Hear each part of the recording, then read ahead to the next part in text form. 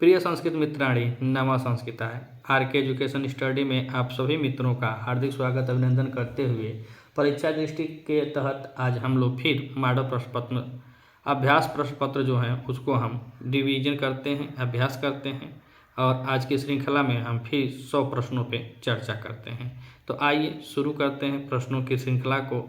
और प्रश्नों की श्रृंखला में प्रश्न नंबर 1 आप देख रहे हैं तो पूछ रहा है कि शिवराज विजय के कथानक के प्रारंभ का काल है। शिवराज विजय महाकवि अंबिका दत्त व्यास द्वारा विरचित एक ऐतिहासिक उपन्यास है। इसके नायक शिवाजी महाराष्ट्र केसरी होते हैं और इसमें ब्रह्मचारी गुरु हुए और मुन्नी जी हैं और उसके बाद जोगीराज हैं, गौरवटू है, श्यामवटू है, सवर्णी हैं और मुगल शासन अर्थात यवन युग का वर्णन मिलता है।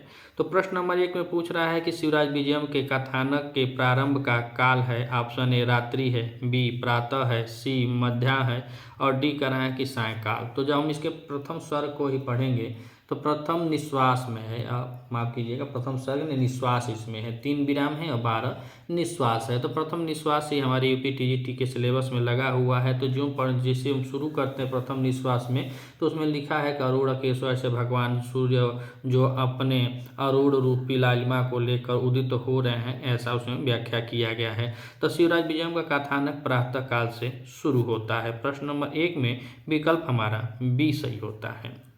अब हम बात करें प्रश्न नंबर 2। प्रश्न नंबर 2 में कह रहा है कि चंद्रापीठ के पिता का नाम था, पुंडरिक था कि कपिंजल था कि तारापीठ था कि सुकनास था। तो पुंडरिक जो होता है यह सुकनास का पुत्र होता है, लेकिन यह चंद्रापीठ का मित्र होता है। कपिंजल जो होता है यह घोड़ा होता है और सुकनास जो होते हैं और तारापीठ यह भी अच्छे मित्र होते हैं, लेकिन सुकनास जो होता है वह राजा तारापीठ का प्रधान अमात्य होता है अर्थात प्रधानमंत्री होते हैं। और तारापीठ जो होता है यही राजा होता है, यही शासक होता है और चंद्रापीठ के पिता का नाम भी तारापीठ ही होता है। तो यहाँ पर पूछा है कि चंद्रापीठ के पिता का नाम था, तो ऑप्शन हमारा 3 अर्थात सी सही हो जाएगा। विकल्प सी अर्थात प्रश्न नंबर 2 में विकल्प हमारा सी सही होता है। प्रश्न नंबर 3 और प्रश्न नंबर 3 में कह रहा है कि राज प्रकृति कैसी होती है। यह सुकनास जी जब चंद्रापीठ को राज्याभिषेक होता है तो वहाँ उनको उपदेश देते हैं, तो उसमें बताते हैं और सुकनास प्रधान अमात्य होते हैं तारापीठ के। तो वह अब जो नए राजकुमार होते हैं चंद्रापीठ, उनका राज्याभिषेक होता है, उसी समय वह सारगर्भित उपदेश देते हैं। तो उसे सुकनासो उपदेश के नाम से, जो सुकनासो उपदेश वही हमको पढ़ना भी है टीजीटी में, लेकिन अलग में देखा जाए तो हमें पूरा कादम्बरी के बारे में जानकारी होनी चाहिए। तो प्रश्न नंबर 3 में पूछ रहा है कि राज प्रकृति कैसी होती है। ऑप्शन ए बिह्वला होती है, बी उज्ज्वला होती है, सी निर्मला होती है और डी कह रहे हैं कि सुलभा होती है। तो राज प्रकृति उज्ज्वला, सुलभा, निर्मला नहीं होती है। सुकनास जी बताए हैं कि राज प्रकृति बिह्वला होती है। प्रश्न नंबर 3 में विकल्प हमारा ए सही होता है। अब हम देखें प्रश्न नंबर 4। तो इसमें धातु से पूछ रहा है कि चिकीर्षु किस धातु से बना है। ची धातु है कि कृष धातु है कि सु धातु है कि क्रिय धातु है। तो प्रश्न नंबर 4 में देखें तो इसमें धातु कौन सी है, तो न तो इसमें ची धातु है न कृष धातु है, इसमें क्रिय धातु है। प्रश्न नंबर 4 में विकल्प हमारा डी सही होगा कि चिकीर्षु किस धातु से बना है। तो हम उत्तर बताएंगे कि डी क्रिय धातु से। ऑप्शन हमारा डी सही होगा, क्रिय धातु से बना है। प्रश्न नंबर 4 का विकल्प हमारा डी सही होता है। अब हम प्रश्न नंबर 5 को देखें तो प्रश्न नंबर 5 में कह रहा है कि उवाच किस लकार का रूप है। लट लकार, लिट लकार, लंग लकार या लिंग लकार। तो यहाँ पे 4 लकार दिए हैं और उवाच किस लकार में बनता है। तो प्रश्न नंबर 5 में देखें तो उवाच यह लिट लकार में बनता है। प्रश्न नंबर 5 का विकल्प हमारा बी सही होता है। प्रश्न नंबर 6 और प्रश्न नंबर 6 में कह रहा है कि रामः पुस्तकम पठति का कर्मवाच्य में वाक्य होगा। कर्मवाच्य में हमको बनाना है। तो ऑप्शन ए दिया है कि रामेण पुस्तकम पठेत, बी रामेण पुस्तकानि पठ्यते, सी करा रामेण पुस्तकम पठ्यते और डी करा है कि रामेण पुस्तकम पठयन्ते। तो कर्मवाच्य और कर्मवाच्य के कर्म में क्या होता है, द्वितीया होता है। तो प्रश्न नंबर 6 और प्रश्न नंबर 6 देखें तो इसमें भी है, इसमें भी है और इसमें भी है, द्वितीया है। तो रामायण में तृतीया लगी है तो यहाँ पे इसके हिसाब से आगे क्रिया भी लगती है। तो पठेत पठ्यते पठ्यन्ते नहीं होगा प्रश्न नंबर 6 में। विकल्प हमारा सी सही होगा, रामायण पुस्तकम पठ्यते। प्रश्न नंबर 6 विकल्प हमारा सी सही है। प्रश्न नंबर 7 और प्रश्न नंबर 7 में कह रहा है कि अर्थो ही कन्या परकीय एव तामद संप्रेष्य परिगृहीतुम, यह वक्तव्य किसका है। ऑप्शन ए गौतमी का है, बी काश्यप का है, सी दुष्यंत का है और डी कह रहा है कि मेनका का है। तो महाकवि कालिदास द्वारा विरचित अभिज्ञान शाकुंतल सभी नाटकों में बहुत रमणीय नाटक माना जाता है और इसमें चतुर्थ अंक में 4 श्लोक जो हैं वो बहुत रमणीय माने जाते हैं। तो अभिज्ञान शाकुंतल के बारे में आप लोग जानते ही होंगे। यहाँ पे चारों जो ऑप्शन दिया है इस पर हम लोग चर्चा करें तो जो मेनका होती हैं यह शकुंतला की माता होती हैं, जो काश्यप होते हैं ये पालक पिता होते हैं और इनके पिता का नाम, जो शकुंतला होती है उनके पिता का नाम विश्वामित्र होता है। अर्थात विश्वामित्र और मेनका अप्सरा की शकुंतला पुत्री होती है। काश्यप जो होते हैं वह पालक पिता होते हैं। दुष्यंत जो हैं वह हस्तिनापुर के राजा होते हैं और शकुंतला के प्रेमी और पति होते हैं। और गौतमी जो होती है वह वृद्धा तापसी होती है, काश्यप आश्रम की परिचायिका भी होती है। तो प्रश्न नंबर 7 में पूछा कि अर्थो ही कन्या परकीय, तो यह काश्यप जी बताते हैं चतुर्थ अंक के अंतिम श्लोक में कि जो पुत्री होती है, जो बेटियां होती हैं वह पराया धन होती है और आज हमको बेटी विदा करके ऐसा आनंदित महसूस हो रहा है कि जैसे हमने किसी की धरोहर को रखा था और उसको सकुशल वापस कर दिया। प्रश्न नंबर 7 में विकल्प हमारा बी सही होता है। अब हम देखें प्रश्न नंबर 8। तो प्रश्न नंबर 8 में कह रहा है कि संबोधने च सूत्र से विभक्ति होती है, सप्तमी होती है कि चतुर्थी होती है कि द्वितीया होती है कि प्रथमा होती है। तो प्रश्न नंबर 8 में हम लोग सब विदित हैं कि संबोधने च से प्रथमा विभक्ति होती है। प्रश्न नंबर 8 का विकल्प हमारा डी सही होता है। अब हम प्रश्न नंबर 9 और प्रश्न नंबर 9 को देखें तो कह रहा है कि द्वादश पद में समास है। ऑप्शन ए बहुब्रीहि समास है कि तत्पुरुष समास है कि अव्ययी भाव समास है कि द्वंद्व समास है। यह द्वादश पद बहुत बार पूछा गया है। हम लोग जो मॉडल प्रश्न पत्र कर रहे हैं इसमें भी बहुत बार पूछा गया है, तो इसको आप ध्यान में रखिएगा कि द्वादश में द्वंद्व समास होता है। प्रश्न नंबर 9 का विकल्प हमारा डी सही होता है। अब हम देखें प्रश्न नंबर 10। तो प्रश्न नंबर 10 कह रहा है कि दो पादो यस्य सह किसका विग्रह है। द्विपाद का है कि द्विपाद का है कि द्विपद का है कि द्विपदी का है। तो द्विपादो यस्य सह इसका विग्रह होता है द्विपदी। किसका विग्रह होता है, द्विपदी का विग्रह होता है। द्विपदी का विग्रह ही होता है दो पादो यस्य सह। प्रश्न नंबर 10 में विकल्प हमारा डी सही होता है। अब हम बात करें प्रश्न नंबर 11। तो प्रश्न नंबर 11 में पूछ रहा है कि उपसर्ग धातु के साथ कहाँ आता है, पहले आता है कि पीछे आता है कि आगे पीछे दोनों तरफ लगता है कि लग ही नहीं सकता है। तो उपसर्ग कहाँ लगता है, तो आप सभी लोग जानते हैं कि उपसर्ग हमेशा धातु के पहले लगता है और प्रत्यय जो होता है वह धातु के पीछे लगता है। तो आगे पीछे भी दिया है, दोनों तरफ भी दिया है, तो उपसर्ग पूछा है। तो प्रश्न नंबर 11 में विकल्प हमारा ए सही होगा कि उपसर्ग धातु के पहले लगता है। प्रश्न नंबर 11 में विकल्प हमारा ए सही होता है।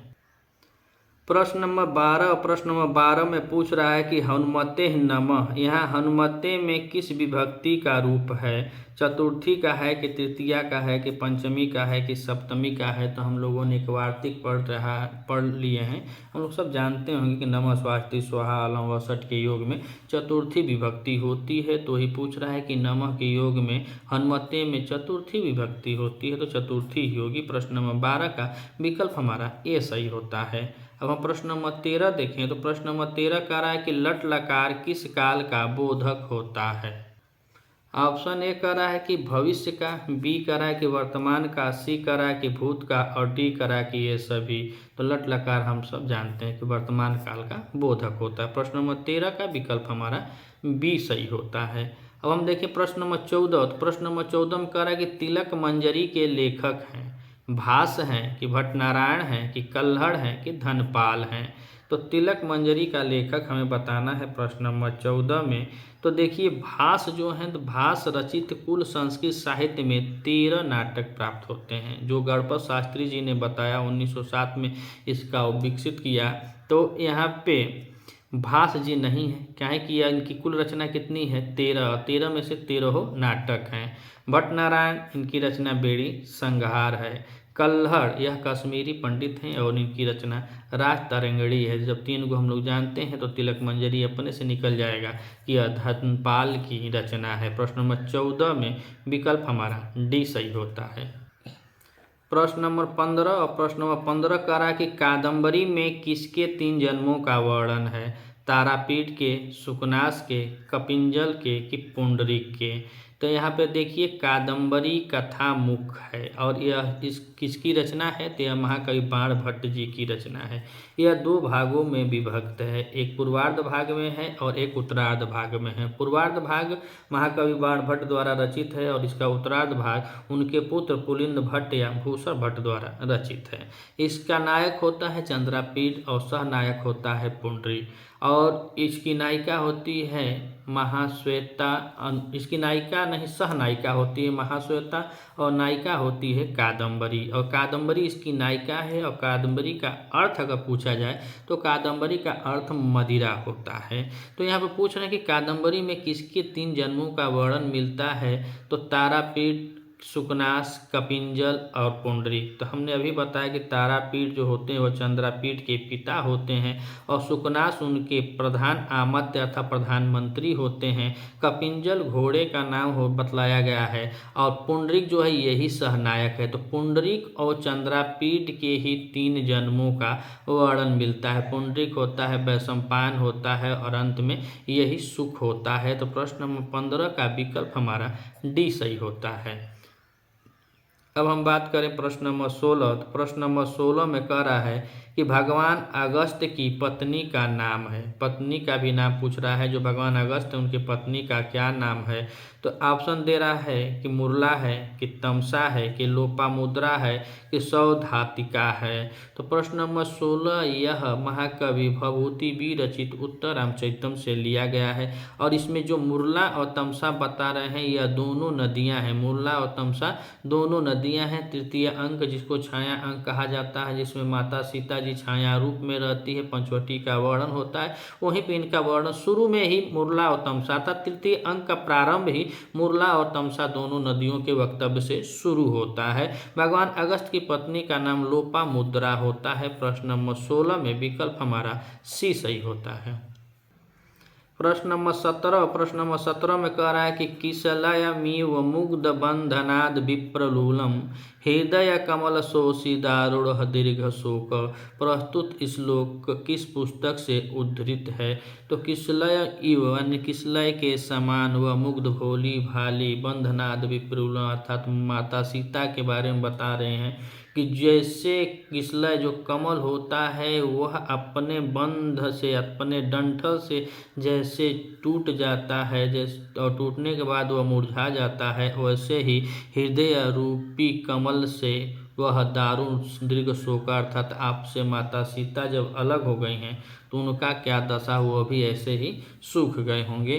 तो यहाँ पे यही वर्णन है। उत्तर रामचरितम का यह श्लोक है। उत्तर रामचरितम महाकवि भभूति द्वारा विरचित है और भभूति जी की 3 रचना है, मालती माधवम है और एक रचना यह कौन सा उत्तर रामचरितम है और एक महावीर चरितम है। महावीर चरितम में भगवान रामचंद्र के पूर्व भाग का वर्णन मिलता है और उत्तर रामचरितम में भगवान रामचंद्र के उत्तर भाग का वर्णन मिलता है। तो वही पूछ रहा है इसमें किसलय इव मुग्ध बंधनाद विप्रलूलम हृदय कमल शोषिदारुढ़ दीर्घ शोक। तो यहाँ पे किस पुस्तक से लिया गया है? तो हमारे टीजीटी यूपी टीजीटी में मेघदूत लगा है और मेघदूत हमको पूरा पढ़ना है। मंदाक्रांता छंद में यह निबद्ध महाकवि कालिदास जी की रचना है और यह 2 भागों में विभक्त है, पूर्व मेघ उत्तर मेघ। पूर्व मेघ में यक्ष द्वारा बताया गया संपूर्ण मार्ग का वृतांत मिलता है और उत्तर मेघ में अलकापुरी और कैलाश पर्वत इत्यादि के सौंदर्य का वर्णन मिलता है। रघुवंशम यह महाकाव्य है महाकवि कालिदास द्वारा, यह भी विरचित महाकाव्य है, 19 सर्गों में विभक्त विभक्त है। अभिज्ञान शाकुंतल यह हमारे सिलेबस में लगा हुआ है, चतुर्थ अंक लगा हुआ है और चतुर्थ अंक को ही हमको पढ़ना है, लेकिन जानकारी हमको पूरा रखना है। जो मोटी मोटी जानकारी होती है वो पूरा विज्ञान शाकुंतल के बारे में रखना पड़ेगा। पढ़ना तो हमें चतुर्थ अंक ही है, चतुर्थ अंक को ही विदाई अंक भी कहा गया है और यह अभिज्ञान शाकुंतल का यही सबसे रमणीय अंक और इसमें का 4 श्लोक माना जाता है। तो 70 नंबर थे तो तीनों कट जाएंगे, तो एक ही बचा उत्तर रामचरितम। तो उत्तर रामचरितम से पंक्ति ली गई है। तो कह रहे हैं किस पुस्तक से उद्धृत है, तो उत्तर रामचरितम से। प्रश्न नंबर 17 का विकल्प हमारा डी सही होता है। अब हम प्रश्न नंबर 18 देखें तो प्रश्न नंबर 18 में कह रहा है कि ली वर्ण का उच्चारण स्थान है, कंठ है, दंत है, तालु है कि मूर्धा है। तो प्रश्न नंबर 18 में देखें तो ली वर्ण का होता है उच्चारण दंत होता है। क्या होता है? दंत होता है। हमारे संस्कृत व्याकरण में यह भी बताया जाता है कि ली के 12 भेद होते हैं और री के 18 भेद होते हैं और ली और री को सवर्णी वर्ण भी कहा जाता है और इनका कुल जोड़ करके 30 भेद माने जाते हैं। प्रश्न नंबर 18 का विकल्प हमारा बी सही होता है। अब प्रश्न नंबर 19 और प्रश्न नंबर 19 में पूछ रहा है कि पावक का संधि विच्छेद होगा। पौधन अक पावदन, यह सब आप लोग सब जानते हैं कि पौधन अक होता है। पावक का संधि विच्छेद पौधन अक। प्रश्न नंबर 19 में विकल्प हमारा सी सही होता है। अब हम बात करें प्रश्न नंबर 20 तो प्रश्न नंबर 20 में कह रहा है कि भी अर्थानाम भय हेतु में कौन सा कारक है?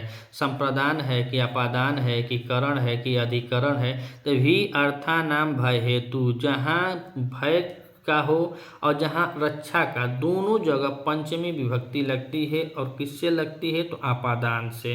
तो प्रश्न नंबर 20 में भय भी अर्थानाम, अगर किसी के प्रति भय है, डर है, कुछ भी है या किसी के प्रति अपने रक्षा के लिए बचाव कर रहे हैं कि त्राही माम मुझे बचाओ, मुझे ऐसे शब्द आ रहे हैं, तो यह दोनों जगह पे पूछ रहा है कौन सा कारक होता है? अपादान कारक होता है और अपादान में पंचमी विभक्ति का प्रयोग होता है। प्रश्न नंबर 20 का विकल्प हमारा बी सही होता है। अब हम प्रश्न नंबर 21 और प्रश्न नंबर 21 को देखें तो पा धातु परस्मय पदी का लट लकार प्रथम पुरुष द्विवचन का रूप है और इसमें ऑप्शन दिया है कि पीबसी, पीबतः, पीबती और पीबामी। तो अगर आप जानते हैं तो कमेंट करके बता सकते हैं कि कौन सा ऑप्शन सही होगा। पीबसी होगा कि पीबती होगा कि पीबत होगा कि पीबामी होगा? इसमें आप देख करके बताइए कौन सा रूप सही होता है। तो प्रथम पुरुष द्विवचन का रूप पूछ रहा है तो प्रथम पुरुष द्विवचन में पीबसी होता है कि पीबती होता है कि पीबत होता है कि पीबामी होता है। तो पा धातु है परस्मय पदी का लट लकार में यह रूप पीबत बनता है। प्रश्न नंबर 21 का विकल्प हमारा बी सही होता है। अब हम प्रश्न नंबर 22 को देखें तो प्रश्न नंबर 22 में कह रहा है कि भी धातु परस्मय पद लट लकार मध्यम पुरुष, यहाँ मध्यम पुरुष होगा, मध्यम पुरुष एक वचन का रूप है। ऑप्शन ए विभेमी है कि विभेसी है कि विभेतु है कि विभीत है। तो प्रश्न नंबर 22 में देखें तो भी धातु परस्मय पद लट लकार मध्यम पुरुष एक वचन का रूप होता है विभेसी। प्रश्न नंबर 22 में विकल्प हमारा बी सही होता है। प्रश्न नंबर 23 और प्रश्न नंबर 23 में पूछ रहा है कि माहेश्वर सूत्र में ह व्यंजन कितनी बार आया है? ऑप्शन ए 46 बार कि 13 बार कि 14 बार कि 2 बार आया है। तो माहेश्वर सूत्र में अगर देखा जाए तो माहेश्वर सूत्र में जो ह होता है वह 2 बार आता है और हैवरट में एक ह आता है और हल में एक बार ह आता है। तो हैवरट और हल दोनों में ह आता है। तो माहेश्वर सूत्र में व्यंजन ह व्यंजन 2 बार आया है और यूपीटीजीटी में अगर पेपर देना है हमें तो हमें या तो बड़े ज्ञानी हैं तो अगर आप अष्टाध्यायी पढ़े हैं, चाहे लघु सिद्धांत कौमुदी पढ़े हैं, चाहे सिद्धांत कौमुदी पढ़े हैं, लेकिन देना हमको बस जवाब बाबूराम सक्सेना के तहत ही है। यूपीटीजीटी में पुस्तक लगी हुई है बाबूराम सक्सेना की संस्कृत व्याकरण प्रवेशिका, उसी को पढ़ करके उन्हीं के हिसाब से हमको जवाब देना है। प्रश्न नंबर 23 में विकल्प हमारा सी सही होता है कि ह व्यंजन 2 बार आया है। अब हम प्रश्न नंबर 24 को देखें तो प्रश्न नंबर 24 में कह रहा है कि वर्णमाला में व्यंजनों की संख्या है। ऑप्शन ए 31 है, बी 41 है, सी 33 है और डी कह रहा है कि 39 है। तो प्रश्न नंबर 24 में देखा जाए तो वर्णमाला में व्यंजनों की संख्या हमारी पुस्तक संस्कृत व्याकरण प्रवेशिका में यह 33 मानी गई है अकॉर्डिंग टू बाबूराव सक्सेना। प्रश्न नंबर 24 विकल्प हमारा सी सही है।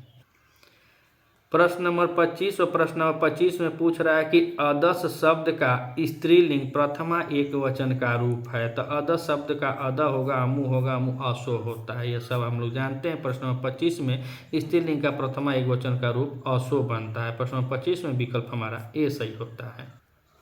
प्रश्न नंबर 26 और प्रश्न नंबर 26 में पूछ रहा है सवाल कि अभिज्ञान शाकुंतल के चतुर्थ अंक में लोको नियमितः इवात्व शांतेषु पदांश में अलंकार है। उत्प्रेक्षा अलंकार है कि अतिशोक्ति अलंकार है कि उपमा अलंकार है कि अर्थालंतरास अलंकार है। तो यहाँ पे देखें तो लोक्तो नियमत इवा आत्मशांतेषु में उत्प्रेक्षा अलंकार है। प्रश्न नंबर 26 में विकल्प हमारा ए सही होता है।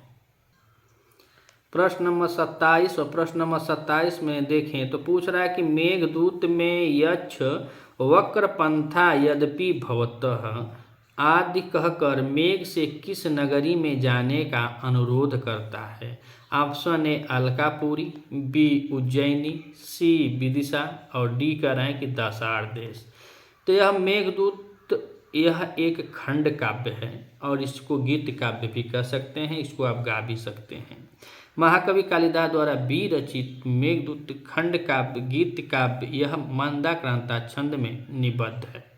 इसके पूर्व मेघ में यक्ष के द्वारा बताए गए संपूर्ण मार्ग का वृत्तांत मिलता है और उत्तर मेघ में यक्ष जो बताता है वह अलकापुरी और अपनी यक्षड़ी कैलाश पर्वत इत्यादि का वर्णन मिलता है। यहाँ पे पूछ रहा है कि मेघदूत में वक्रपंथा यद्यपि भवतः आदि कहकर मेघ किस नगरी में जाने का अनुरोध करता है। तो मेघदूत के पूर्व मेघ में महाकवि कालिदास जी ने बहुत ही अच्छे ढंग से भौगोलिक भारत के भौगोलिक सौंदर्य का वर्णन करते हुए यक्ष अर्थात कालिदास जी का वह यक्ष कहता है कि मार्ग थोड़ा टेढ़ा पड़ेगा फिर भी आपको कहाँ जाना है, तो उज्जैनी भेजता है जहाँ कालों के काल महाकाल का मंदिर है, महाकाल मंदिर भगवान शिव का, तो वह वहीं पे भेजता है। यहाँ पे ऑप्शन हमारा बी सही होगा कि वक्रपंथा यद्यपि भवतः कह करके मेघ यक्ष मेघ को उज्जैनी भेजता है और उज्जैनी का बहुत ही सुंदर वर्णन कवि कालिदास जी ने मेघदूत में किया है, जिससे बहुत कवि यह आयास लगाते हैं, बहुत विद्वान यह लगाते हैं कि महाकवि कालिदास जी उज्जैनी के ही रहने वाले होंगे।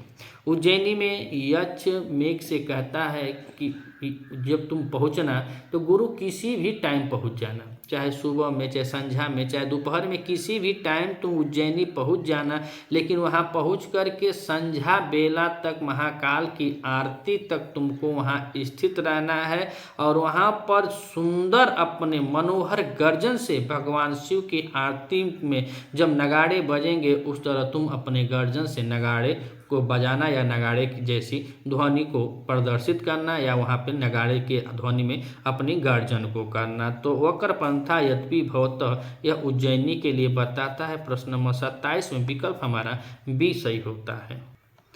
प्रश्न नंबर 28 और प्रश्न नंबर 28 में कह रहा है कि पूर्व मेघ में विंध्याचल की तलहटी में बिखरी हुई किस नदी का वर्णन है। रेवा का है, चम्रवती का है, शिप्रा का है, गंधवती नहीं है, ये नदी नहीं, इसमें गंधवती नहीं है और यह तीनों नदियाँ मेघदूत में इनका वर्णन है। और यहाँ पे पूछ रहा है कि विंध्याचल की तलहटी में, अब विंध्याचल की तलहटी में कौन नदी बह रही है, तो वही नर्मदा को ही रेवा नदी कहा गया। तो रेवा नदी बहती है, कौन सी नदी बहती है, रेवा नदी या नर्मदा नदी। प्रश्न नंबर 28 विकल्प हमारा ए सही होता है। प्रश्न नंबर 29 और प्रश्न नंबर 29 में कह रहा है कि सर्वे गुणा कांचन माश्रयन्ति किसकी उक्ति है। कालिदास की है कि भर्तृहरि है कि वाल्मीकि की है कि माघ की है। तो कालिदास जी की कुल 7 रचनाएं हैं। वाल्मीकि जी हमारे आदि कवि माने जाते हैं और इनका आदि काव्य जो 7 खंडों में विभक्त है यह रामायण। और माघ जी की एकमात्र रचना है शिशुपाल वध। और यहाँ पे पूछ रहा है कि सर्वे गुणा कांचन माश्रयन्ति किसकी युक्ति है, तो यह भर्तृहरि जी की युक्ति है। इन्होंने बताया है कि अगर आप बहुत होनहार हैं, विद्वान हैं, चरित्रवान हैं, गुणवान हैं, सब व्यर्थ है जब तक आपके पास कांचन मतलब सोना, सोना मतलब धन नहीं है। और यहाँ आप कह रहे हैं कि सर्वे गुणा कांचन माश्रयन्ति, आप बकलोल हैं, पागल हैं, कुछ नहीं जानते हैं, कुरूप हैं, कुछ है नहीं है आपके पास, अब बस आपके पास धने धन है, धने धन है, तो आप सर्वगुण संपन्न माने जाएंगे। प्रश्न नंबर 29 में विकल्प हमारा बी सही होता है, भर्तृहरि जी की युक्ति है। प्रश्न नंबर 30 कह रहा है कि मृच्छकटिकम प्रकरण के प्रथम अंक का नाम है धुतकर संवाहक, बी अलंकार न्यास, सी मदनिका सार्वलक और डी कह रहा है कि व्यवहार। तो मृच्छकटिकम, और देखिए हमारे टीजीटी के सिलेबस में मृच्छकटिकम नहीं है, लेकिन संस्कृत साहित्य के अंतर्गत ये प्रश्न आ रहा है तो इसको भी पूछा जा रहा है। तो मृच्छकटिकम के बारे में भी हमको कुछ जानकारी रखनी चाहिए। पहला काम कि मृच्छकटिक का अर्थ होता है मिट्टी की गाड़ी। इसके रचनाकार हैं महाकवि शूद्रक प्रणीतम। यह मृच्छकटिकम नाटक है और इसका आधार महाकवि भास द्वारा रचित चारुदत्त नाटक पर यह आधारित है। इसका नायक चारुदत्त नामक जो बहुत गरीब ब्राह्मण होता है, पहले तो बहुत बड़ा बिजनेसमैन होता है, सब कुछ रुपया पैसा होता है, लेकिन सबको दान देते देते बेचारा बहुत गरीब हो जाता है। चारुदत्त यही उसका मृच्छकटिकम का नायक है। मृच्छकटिकम में चारुदत्त की पत्नी का नाम होता है धूता और एक और नायिका जो है इसकी बसंत सेना, और जो बसंत सेना है वह गणिका होती है अर्थात वेश्या होती है। तो मृच्छकटिकम के प्रथम अंक में पूछ रहा है कि प्रकरण है। अब प्रकरण कहाँ लिखा है, देखिए यह 10 अंकों का है। तो यह नाटक में जब उसके भेद होते हैं 10, तो नाटक में रूपक के 10 भेद होते हैं और उपरूपक के 18 भेद होते हैं। तो 10 भेदों में एक भेद है नाटक का प्रकरण, और मृच्छकटिकम प्रकरण के ही अंतर्गत आता है, इसीलिए कह रहा है मृच्छकटिकम प्रकरण के प्रथम अंक का नाम क्या है, तो अलंकार न्यास है। प्रश्न नंबर 30 में विकल्प हमारा बी सही होता है। प्रश्न नंबर 31 और प्रश्न नंबर 31 में कह रहा है कि शरीरे अरि प्रहरति हृदय स्वजन आस्था सुक्ति का स्रोत है। ऑप्शन ए प्रतिमा नाटक है, बी नीति शतकम है, सी कह रहा है उत्तरम चैतम है और डी कह रहा है कि नल चंपू है। तो प्रश्न नंबर 31 में विकल्प हमारा कौन सा सही होगा, तो पहले ये चारों विकल्पों पे हम चर्चा करते हैं कि प्रतिमा नाटक महाकवि भास द्वारा विरचित या रामायण पे आधारित नाटक है। नीति शतक महाकवि भर्तृहरि द्वारा विरचित नीति पूर्वक इसमें है। और टीजीटी अर्थात यूपी टीजीटी की बात करें तो इसमें यह लगा हुआ है नीति शतकम संपूर्ण, हम इसका वाचन करना है, हमको यह नीति शतकम के संपूर्ण का वाचन करना है। और यह मुक्तक काव्य है। मुक्तक काव्य मतलब हर एक श्लोक अपने आप में स्वतंत्र होता है। उत्तरम चैतम महाकवि भवभूति की रचना है और यूपी टीजीटी में यह तीसरा अंक इसका लगा हुआ है, जिसको छाया अंक कहा जाता है। और नल चंपू महाकवि त्रिविक्रम भट्ट द्वारा विरचित यह एक चंपू काव्य माना जाता है। चंपू काव्य, चंपू किसी कहते हैं जिसमें गद्य और पद दोनों का मिश्रण होता है, उसी को चंपू काव्य कहा जाता है। चंपू काव्य की आदि रचना नल चंपू है और इसके रचनाकार त्रिविक्रम भट्ट हैं। त्रिविक्रम भट्ट द्वारा रचित 2 नल चंपू हैं, 2 चंपू काव्य, माफ कीजिएगा 2 चंपू काव्य हैं, एक नल चंपू है और एक मदालसा चंपू है। नल चंपू के नायक राजा नल होते हैं और नायिका दमयंती होती है। तो यहाँ पे शरीरे अरि प्रहति हृदय स्वजनस्था सुक्ति का स्रोत प्रतिमा नाटक है। प्रश्न नंबर 31 में विकल्प हमारा ए सही होता है। प्रश्न नंबर 32 और प्रश्न नंबर 32 को देखें तो कह रहा है कि शिवराज विजय गद्य काव्य का आरंभ होता है शिवाजी की शूरता के वर्णन से, सूर्योदय वर्णन से, गौर सिंह के वर्णन से या अफजल खान के वर्णन से। तो शिवराज विजयम एक ऐतिहासिक उपन्यास है। इसके रचनाकार अंबिका दत्त व्यास हैं और यह पूछ रहा है कि इसका प्रारंभ कब होता है, तो शिवराज विजयम का प्रारंभ शिवाजी के शूरता वर्णन से नहीं होता है। प्रश्न नंबर 32 में देखें, गौर सिंह से भी नहीं होता है, अफजल खान से भी नहीं होता है, यह सूर्योदय वर्णन से होता है। सुबह सुबह में यह वर्णन मिलता है, ये स रूढ़ ऐसे वहाँ पे गद्य काव्य में शुरू है। तो प्रश्न नंबर 32 में विकल्प हमारा बी सही होता है।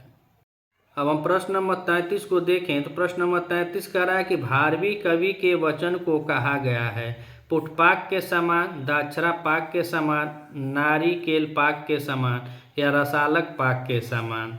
तो भारवी के वचनों को नारिकेल पाक के समान बतलाया गया है। पुष्पाक के समान भभूति जी अपने उत्तर रामचरितम के तृतीय अंक में भगवान राम के शोक, जो दारुण दुख शोक है, उसमें यह पुष्पाक के समान बतलाया है कि भगवान राम का शोक पुष्पाक के समान है, न कह जा रहा है न रह जा रहा है।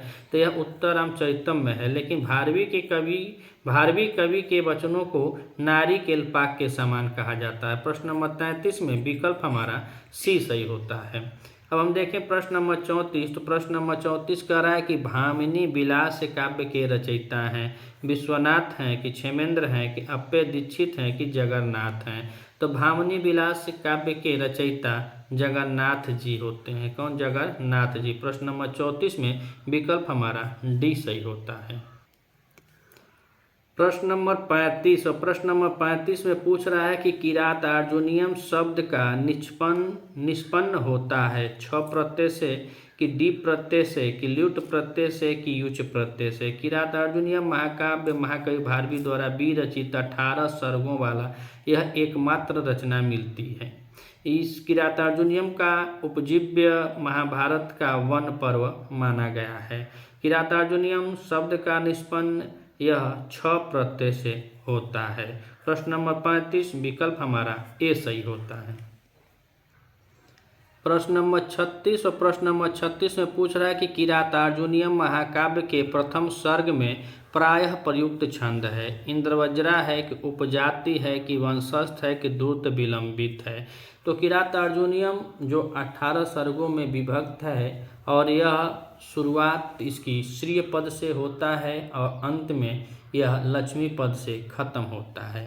इसको श्रेयांत भी कहा जाता है और लक्ष्मीयांत भी कहा जाता है। जैसे शिशुपाल वधम है वह शुरुआत भी श्री पद से होता है और ख़त्म भी श्री पद से ही होता है। किरातार्जुनीयम का मंगलाचरण वस्तु निर्देशात्मक है। कहानी तुरंत शुरू हो जाती है श्रीय क्रूणाम अधिपस्य पाललिम से ही कहानी शुरू हो जाती है। प्रथम सर्ग यूपीटीजीटी में लगा हुआ है, प्रथम सर्ग ही हमको पढ़ना है। तो प्रथम सर्ग में कुल 46 श्लोक हैं, 44 श्लोकों तक वंशस्थ छंद में निबद्ध है और 45वें में पुष्पिताग्रा है और 46वें श्लोक में मालिनी छंद है। प्रश्न पूछा है कि किरातार्जुनीयम महाकाव्य के प्रथम सर्ग में प्रायः प्रयुक्त छंद है, तो यहाँ पे वंशस्थ छंद हो जाएगा। प्रश्न नंबर 36 विकल्प हमारा सी सही होता है।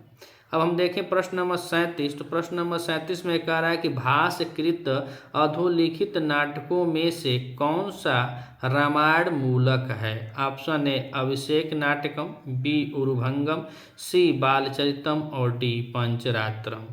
तो महाकवि भास द्वारा रचित कुल संस्कृत साहित्य में 13 नाटक प्राप्त होते हैं, जिसमें टी गणपत शास्त्री जी ने बतलाया है कि 13 नाटक जो हैं वह महाकवि भास कृत हैं और 13 नाटकों में से 2 नाटक जो होते हैं वह रामायण पर आधारित हैं। एक नाटक है प्रतिमा नाटक और दूसरा है अभिषेक नाटक। यही पूछ रहा है कि इसमें कौन सा नाटक रामायण मूलक है, तो यह अभिषेक नाटक होता है। प्रश्न नंबर 37 में विकल्प हमारा ये सही होता है। प्रश्न नंबर 38 और प्रश्न नंबर 38 में कह रहा है कि किस प्राचीन गद्य काव्य में लोक जीवन का सर्वाधिक चित्रण है। ऑप्शन ए 10 कुमार चरितम में, बी वासुदत्ता में, सी कादम्बरी में और डी कह रहा है कि हर्ष चरितम में। तो प्राचीन गद्य काव्य में लोक जीवन का सर्वाधिक चित्रण हमें डांडी की रचना 10 कुमार चरितम में प्राप्त होती है। प्रश्न नंबर 38 में विकल्प हमारा ए सही होता है। प्रश्न नंबर 39 और प्रश्न नंबर 39 में पूछ रहा है कि श्रृंगार अमृत सितांशु विशेषण किस काव्य के लिए प्रसिद्ध है। श्रृंगार शतकम के लिए कि अमरूक शतकम के लिए कि मेघदूत के लिए कि नैषधीय चरितम के लिए। तो प्रश्न नंबर 39 में देखें तो विकल्प हमारा डी सही होगा, नैषधीय चरितम के लिए। प्रश्न नंबर 39 और प्रश्न नंबर 39 में पूछ रहा है कि श्रृंगार अमृत सितांशु विशेषण किस काव्य के लिए प्रसिद्ध है। श्रृंगार शतकम के लिए है कि अमरूक शतकम के लिए है कि मेघदूतम के लिए है कि नैषधीय चरितम के लिए। तो प्रश्न नंबर 39 में विकल्प हमारा डी सही होगा कि नैषधीय चरितम के लिए है। प्रश्न नंबर 40 और प्रश्न नंबर 40 में कह रहा है कि अधोलिखित में से कौन सा काव्य गीत काव्य नहीं है। प्रश्न नंबर 40 में कौन सा गीत काव्य नहीं है। तो ऑप्शन ए कह रहा है कि अमरूक शतकम नहीं है, बी कह रहा है कि गीत गोविंद, सी कह रहा है कि मत विलास और डी कह रहा है कि भामिनी विलास। तो प्रश्न नंबर 40 और 40 में देखा जाए तो पूछ रहा है कि कौन सा काव्य गीत काव्य नहीं है। तो यहाँ पे प्रश्न नंबर 40 में विकल्प हमारा सी सही होता है कि मत विलास। प्रश्न नंबर 40 का विकल्प हमारा सी सही है। प्रश्न नंबर 41 और प्रश्न नंबर 41 में कह रहा है कि सर्वप्रथम पंचतंत्र का संपादन किस विदेशी विद्वान ने किया। नॉर्मन ब्राउन ने किया कि हर्टेल ने किया कि मैकडॉनल्ड ने किया कि मैक्स मूलर ने किया। तो मैक्स मूलर तो यह बहुत ऐसे ग्रंथ हैं जिनका वह गद्यानुवाद पदानुवाद भी किया था, जैसे मेघदूत इत्यादि का। और पंचतंत्र का संपादन यह हर्टेल ने किया था। प्रश्न नंबर 41 में विकल्प हमारा बी सही होता है।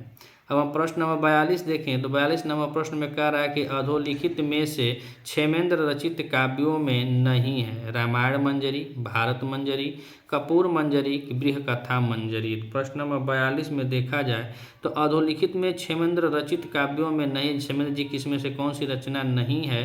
तो रामायण मंजरी है, भारत मंजरी है, बृहत्कथा मंजरी, कपूर मंजरी नहीं है। प्रश्न नंबर 42 में विकल्प हमारा सी सही होता है। प्रश्न नंबर 43 और प्रश्न नंबर 43 कह रहा है कि संस्कृत साहित्य में हास्य व्यंग का सर्वश्रेष्ठ रचनाकार माना जाता है भास को, क्षेमेंद्र को, दामोदर को कि शूद्रक को। तो प्रश्न नंबर 43 और प्रश्न नंबर 43 में देखा जाए तो हास्य व्यंग का सर्वश्रेष्ठ रचनाकार दामोदर जी को माना जाता है। प्रश्न नंबर 43 में विकल्प हमारा सी सही होता है। अब प्रश्न नंबर 44 और प्रश्न नंबर 44 में पूछ रहा है कि बृहत्त्रयी के अंतर्गत कौन सा ग्रंथ नहीं है। तो शिशुपाल वधम, नैषधीय चरितम और किरातार्जुनीयम। यह तीनों है 18 सर्गों में। यह किरातार्जुनीयम है 20 सर्गों में, शिशुपाल वधम है और 22 सर्गों में यह नैषधीय चरितम है, लेकिन रघुवंश नहीं। बृहत्त्रयी के अंतर्गत रघुवंश नहीं आता है। प्रश्न नंबर 44 विकल्प हमारा सी सही होता है। प्रश्न नंबर 45 और प्रश्न नंबर 45 कह रहा है कि हितम मनोहारी च दुर्लभम वच सूक्ति किस काव्य की है। कुमार संभव की है कि रामायण की है कि शिशुपाल वधम की है कि किरात अर्जुनीयम की है। तो कुमार संभव और रघुवंशम यह दोनों महाकाव्य महाकवि कालिदास द्वारा विरचित है। रामायण जो है यह महाकवि वाल्मीकि द्वारा विरचित है और शिशुपाल वधम महाकवि माघ द्वारा विरचित है। और हितम मनोहारी च दुर्लभम वच किरातार्जुनीयम के प्रथम सर्ग में देखा जाए तो उसमें यह वनेचर आता है और महाराज युधिष्ठिर से प्रणाम करके फिर उसके बाद बताता है कि जो हितकर वचन होते हैं वह बहुत दुर्लभ होते हैं। और बहुत जो कह रहा है कि हितम मनोहारी च दुर्लभम वच, जो हितकर और प्रिय वचन बहुत मुश्किल से मिलते हैं। जो आपके प्रति सच्चा हितैषी होगा वह कड़वा भाषा भी बोलेगा। प्रश्न नंबर 45 का विकल्प हमारा डी सही होता है। प्रश्न नंबर 46 और प्रश्न नंबर 46 में पूछ रहा है कि मंदार मंजरी के लेखक हैं विश्वेश्वर पांडे हैं कि आचार्य विश्वेश्वर हैं कि बाण हैं कि भास हैं। तो बाण और भास नहीं है। मंदार मंजरी के लेखक विश्वेश्वर पांडे हैं। प्रश्न नंबर 46 में विकल्प हमारा ए सही होता है। अब हम प्रश्न नंबर 47 देखें तो प्रश्न नंबर 47 में कह रहा है कि शिवराज विजय किस विधा का ग्रंथ है। तो नाटक है कि उपन्यास है कि काव्य है कि महाकाव्य है। तो हम सब विदित हैं कि यह ऐतिहासिक उपन्यास है, अंबिका दत्त व्यास द्वारा विरचित है, 3 विराम और 12 निश्वासों में विभक्त है। प्रश्न नंबर 47 विकल्प हमारा बी सही है। प्रश्न नंबर 48 और प्रश्न नंबर 48 में पूछ रहा है कि भट्टनारायण कवि हैं वैदर्भी रीति के हैं कि पंचाली रीति के हैं कि गौड़ी रीति के हैं कि लाटी रीति के हैं। तो लाटी रीति है, गौड़ी रीति, पंचाली, वैदर्भी। तो वैदर्भी के लिए तो कालिदास जी माने जाते हैं। भट्टनारायण कवि और भट्टनारायण की रचना क्या है। तो इनका रचना है बेड़ी संघार। और प्रश्न नंबर 48 में विकल्प हमारा सी सही होता है कि यह गौड़ी रीति के हैं। कैसे हैं? गौड़ी रीति के। प्रश्न नंबर 48 विकल्प हमारा सी सही होता है। प्रश्न नंबर 49 में कह रहा है कि बेड़ी संघार के नंदी पाठ में किसकी स्तुति नहीं है? ब्रह्मा की, विष्णु की, कृष्ण की, शिव की कि कृष्ण की? तो प्रश्न नंबर 49 में देखा जाए तो बेड़ी संघार के नंदी पाठ में विष्णु जी की है, शिव की है और कृष्ण की है, लेकिन ब्रह्मा जी की नहीं है। तो प्रश्न नंबर 49 में विकल्प हमारा ए सही होता है। अब हम प्रश्न नंबर 50 में देखें। प्रश्न नंबर 50 में कह रहा है कि मुद्रा राक्षस में कितने अंक हैं? 5 हैं, 6 हैं, 7 हैं कि 8 हैं? तो प्रश्न नंबर 50 में मुद्रा राक्षस विशाख दत्त की रचना है और इसका नायक चंद्रगुप्त होता है और यह राजनीति पर ओत प्रोत यह नाटक है और यह इसमें कोई महिला या स्त्री पात्र नहीं है। तो प्रश्न नंबर 50 में विकल्प हमारा सी सही होता है कि 7 अंक का नाटक है। मुद्रा राक्षस कितने अंकों का है? 7 अंक का है। प्रश्न नंबर 50 में विकल्प हमारा सी सही होता है। प्रश्न नंबर 51 और प्रश्न नंबर 51 कह रहा है कि सरसिज मनु विद्यम शैवलेन अपि हिरम्यम किस नाटक से उद्धृत है? उत्तर रामचरितम से है कि अभिज्ञान शाकुंतल से है कि ऋतु संहार से है कि विक्रम उर्वशीयम से है? तो अभिज्ञान शाकुंतल, ऋतु संहार और विक्रम उर्वशीयम यह तीनों रचनाएं महाकवि कालिदास जी की हैं और उत्तर रामचरितम यह रचना भवभूति जी की है। तो सरसिज मनु विद्यम शैवलेन अपि रम्यम यह अभिज्ञान शाकुंतल से उद्धृत है। प्रश्न नंबर 51 में विकल्प हमारा बी सही होता है। प्रश्न नंबर 52 और प्रश्न नंबर 52 में कह रहा है कि डाट विवाहेन वह्यो राजश्री कन्या उपयुक्त रिक्त स्थान की पूर्ति के लिए कौन सा विकल्प उपयुक्त है? प्रजापतेन, ब्राह्मणेन, राक्षसेन या गंधर्वेण? तो यहाँ पे विवाह के बारे में पूछा जा रहा है। तो विवाह वह्यो राजश्री कन्या का, तो गंधर्वेण विवाहेन वह्यो राजश्री कन्या का। प्रश्न नंबर 52 में विकल्प हमारा डी सही होता है। प्रश्न नंबर 53 और प्रश्न नंबर 53 में कह रहा है कि उपरूपक कितने होते हैं? ऑप्शन ए 18, बी 15, सी 5 और डी कह रहा है कि 10। तो प्रश्न नंबर 53 में हम देखें तो रूपक के भेद होते हैं। जैसे यह रूपक है तो रूपक के 10 भेद होते हैं और उपरूपक के 18 भेद माने जाते हैं। प्रश्न नंबर 53 में विकल्प हमारा ए सही होता है। प्रश्न नंबर 54 और प्रश्न नंबर 54 में कह रहा है कि दुखार्ता नाम, श्रमाता नाम, शोकार्ता नाम, तपस्वी नाम कथन है? भरत मुनि का है कि नारद मुनि का है कि कृष्ण का है कि कालिदास का है? तो प्रश्न नंबर 54 में देखें तो दुखार्ता नाम, शर्मांता नाम, शोकांता नाम, तपस्वी नाम यह भरत मुनि का होता है। प्रश्न नंबर 54 में विकल्प हमारा ये सही है। प्रश्न नंबर 55 देखें तो प्रश्न नंबर 55 में कह रहा है कि राघव पांडवीय में कितने सर्ग हैं? 14 सर्ग हैं कि 13 हैं कि 12 हैं कि 11 हैं? तो प्रश्न नंबर 55 और प्रश्न नंबर 55 में राघव पांडवी में कुल 13 सर्ग होते हैं। प्रश्न नंबर 55 का विकल्प हमारा बी सही होता है। प्रश्न नंबर 56 और प्रश्न नंबर 56 में कह रहा है कि सेतु बंध किसमें निबद्ध है? सर्गों में है कि आश्वासों में है कि अध्यायों में है कि उल्लासों में है? तो सेतु बंध निबद्ध है आश्वासों में और निश्वासों में कौन सा है? तो वह शिवराज विजयम है। और यहाँ क्या कह रहा है कि शिवराज विजयम जो है 3 विराम 12 निश्वासों में निबद्ध है, लेकिन जो सेतु बंध है यह आश्वासों में निबद्ध है। प्रश्न नंबर 56 का विकल्प हमारा बी सही होता है। प्रश्न नंबर 57 और प्रश्न नंबर 57 में कह रहा है कि महाकवि माह का समय माना गया है 650 ईस्वी के लगभग, 675 ईस्वी के लगभग, 700 ईस्वी के लगभग कि इनमें से कोई नहीं? तो प्रश्न नंबर 57 और प्रश्न नंबर 57 में देखा जाए तो विकल्प हमारा ए सही होता है 650 ईस्वी के लगभग। प्रश्न नंबर 57 में विकल्प हमारा ए सही होता है। प्रश्न नंबर 58 और प्रश्न नंबर 58 में कह रहा है कि रघुवंश में कितने सूर्यवंशी राजाओं का वर्णन है? 21, 30, 25, 31? तो रघुवंश महाकाव्य 19 सर्गों में निबद्ध है और यह महाकवि कालिदास जी की रचना है। इसमें सूर्यवंशी या इक्ष्वाकु वंशी है। इक्ष्वाकु वंशीय 31 राजाओं का वर्णन मिलता है। प्रश्न नंबर 58 में विकल्प हमारा 31 सही होता है, मतलब डी। 31 राजाओं का विकल्प हमारा डी सही होता है। प्रश्न नंबर 59 में कह रहा है कि प्रबंध काव्य के अवान्तर भेद होते हैं। कितने होते हैं? 3 होते हैं कि 4 होते हैं कि 2 होते हैं कि 7 होते हैं? तो प्रश्न नंबर 69 में प्रबंध काव्य के अवान्तर भेद 3 होते हैं। प्रश्न नंबर 59 में देखा जाए तो विकल्प हमारा ए सही होता है। अब हम देखें प्रश्न नंबर 60। तो प्रश्न नंबर 60 कह रहा है कि रामायण में श्लोकों की संख्या, तो आप सभी लोग जानते हैं कि 24,000 श्लोक हैं। प्रश्न नंबर 60 में विकल्प हमारा बी सही होता है।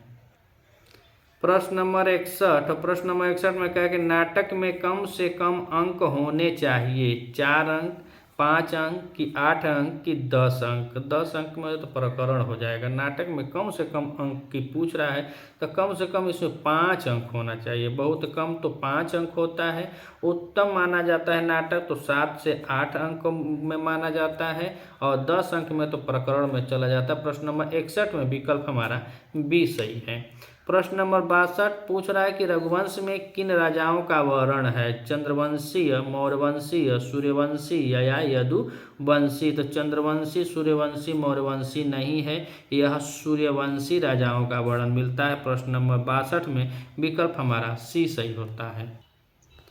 प्रश्न नंबर 63। और प्रश्न नंबर 63 में कह रहा है कि वागा अर्थाभ्यू संपृक्तो किसका मंगलाचरण है? अभिज्ञान शाकुंतल का, रघुवंश का, कुमार संभव का कि उत्तर रामचरितम का?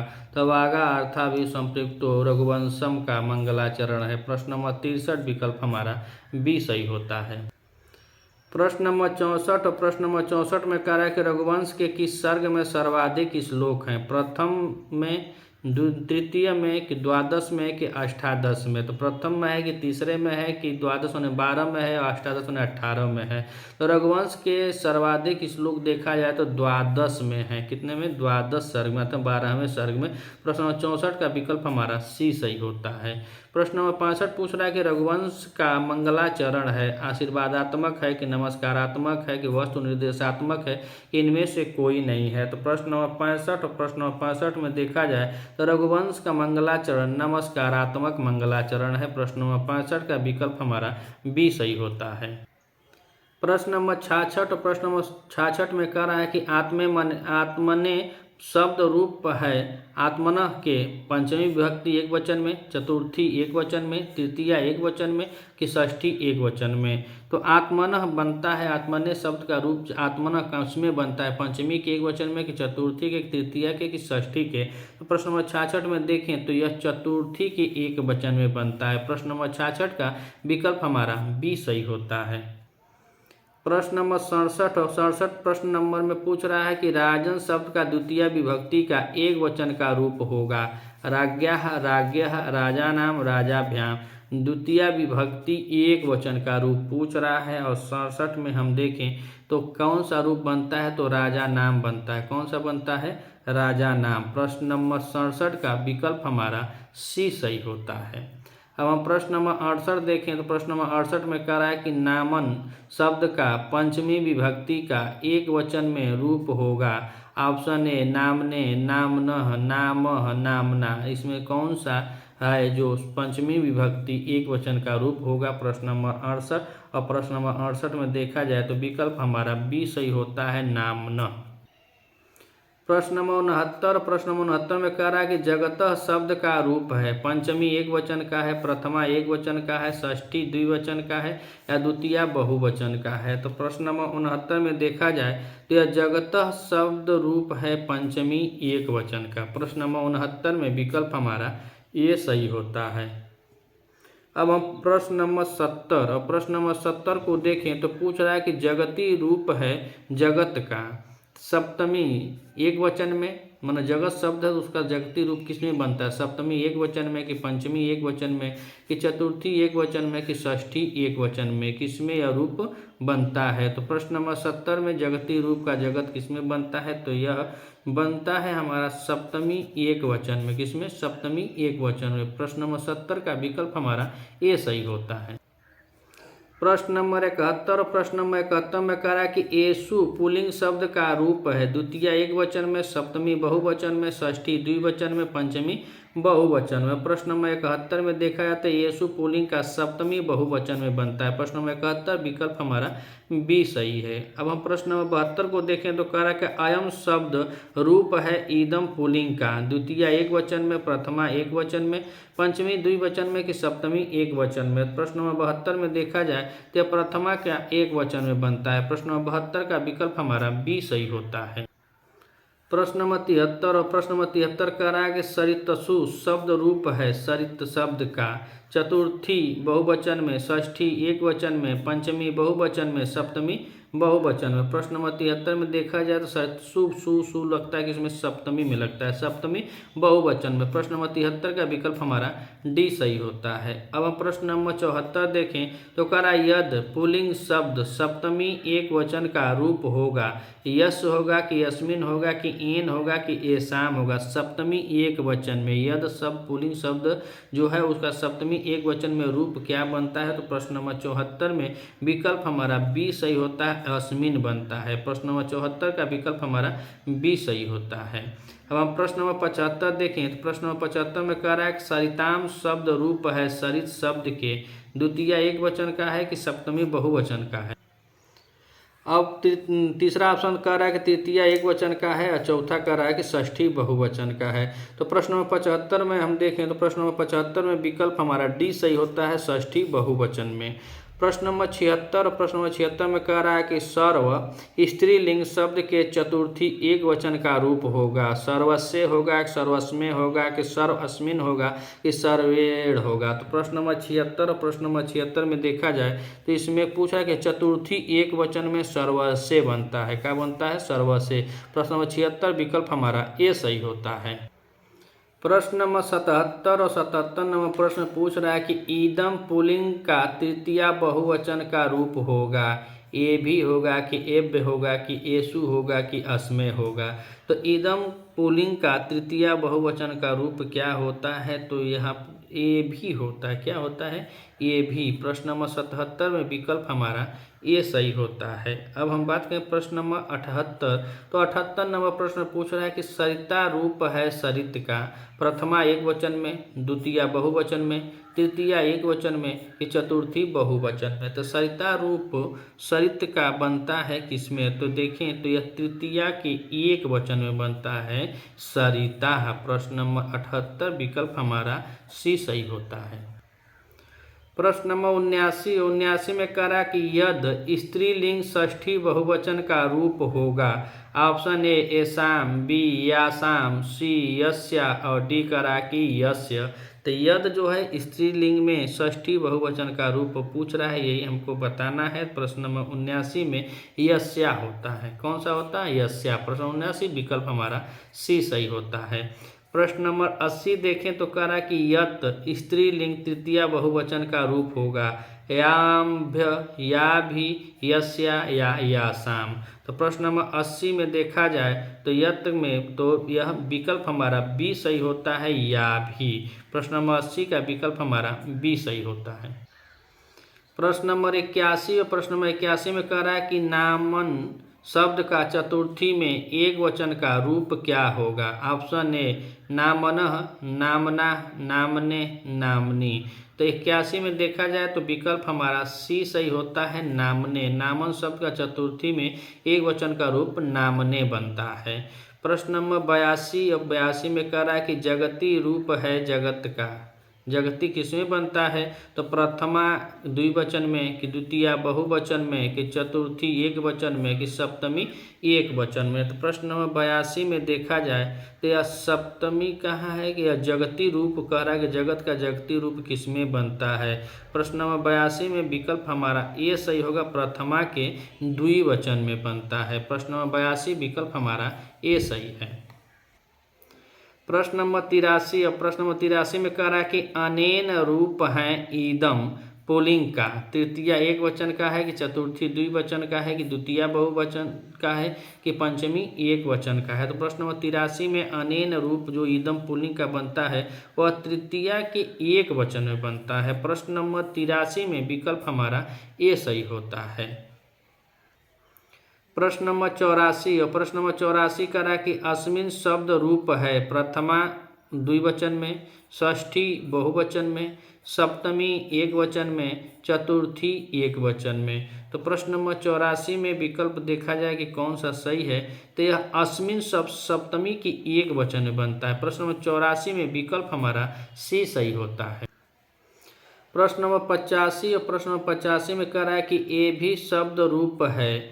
ऑप्शन ए पंचमी एक वचन में, बी तृतीया बहुवचन में, सी द्वितीया बहुवचन में नहीं द्वितीया द्विवचन में, और डी कह रहा है सप्तमी बहुवचन में। तो प्रश्न नंबर 85 और प्रश्न नंबर 85 में देखा जाए तो ए भी शब्द किसमें बनता है, तृतीया बहुवचन में बनता है। प्रश्न नंबर 85 का विकल्प हमारा बी सही होता है। अब हम प्रश्न नंबर 86 को देखें तो प्रश्न नंबर 86 कह रहा है कि क्व सूर्य प्रभो वंशः क्व चाल्प विश्यामति में कौन सा अलंकार है। ऑप्शन ए यमक अलंकार है, बी उपमा अलंकार है, सी दृष्टांत है, और डी कह रहा कि निदर्शना अलंकार है। तो प्रश्न नंबर 86 में देखा जाए तो विकल्प हमारा डी सही होता है कि निदर्शना अलंकार है। प्रश्न नंबर 86 का विकल्प हमारा डी सही होता है। अब हम प्रश्न नंबर 87 को देखें तो प्रश्न नंबर 87 कह रहा है कि कौन सा छंद इंद्रवज्रा और उपेंद्र वज्रा के मिश्रण से बनता है। वंशस्थ, मालिनी, उपजाति ही अनुष्टुप। तो हम लोग सब विदित हैं कि इंद्रवज्रा और उपेंद्र वज्रा के मिश्रण से कौन सी छंद बनती है, तो उपजाति छंद बनती है। प्रश्न नंबर 87 का विकल्प हमारा सी सही होता है।